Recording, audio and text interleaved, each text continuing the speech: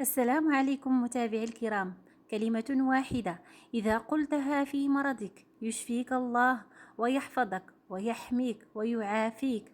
أوصانا بها النبي صلى الله عليه وسلم. لكن قبل البدء صلوا على نبينا الحبيب محمد صلى الله عليه وسلم. المرض هو أصعب أنواع الابتلاء والامتحان على الإنسان. عانى منه النبي الله موسى عليه السلام حتى شفاه الله عز وجل. وقد ذكر العلماء العديد من أسباب الابتلاء بالمرض، ومنها قد يكون تكفيرا للذنوب وكتابة الحسنات ورفع الدرجات، وهو علامة على حب الله تعالى لعبده. وهناك دواء عظيم أمرنا به النبي صلى الله عليه وسلم، إذا قلته في مرضك تشفى من جميع الأمراض بإذن الله تعالى.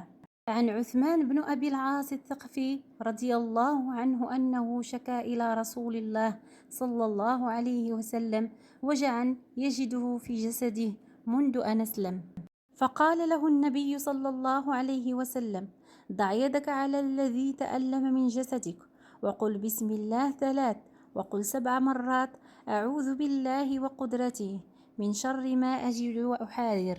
وفي رواية قال عثمان بن أبي العاص: فقلت ذلك فأذهب الله ما كان بي، فلم أزل آمر بها أهلي وغيرهم.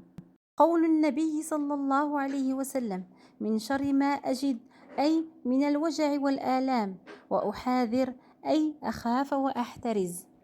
المعنى أي أتعوذ يا الله بك من كل وجع فيا، وأعوذ بك مما يتوقع حصوله في المستقبل من الحزن والخوف.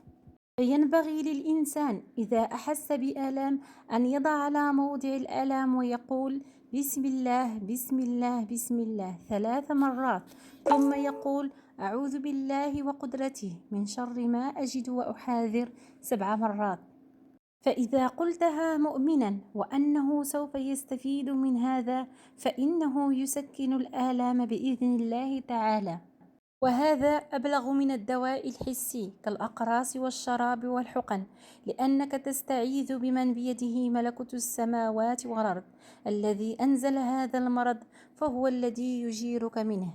فإن كنت مريضا أو ابتلاك الله عز وجل بمرض جسدي أو نفسي أو روحاني، فردد هذا الدعاء يشفيك الله في الحال ويرزقك العافية بإذن الله سبحانه. الله تعالى أجل وأعلم. اللهم انفعنا بما تعلمنا وعلمنا ما جهلنا. أتمنى أن يعجبكم محتوى القناة وأن يعجبكم الفيديو، وفضلا منكم وليس أمرا أن تشتركوا فيها وتفعلوا زر الجرس ليصلكم كل جديد. والسلام عليكم ورحمة الله تعالى وبركاته.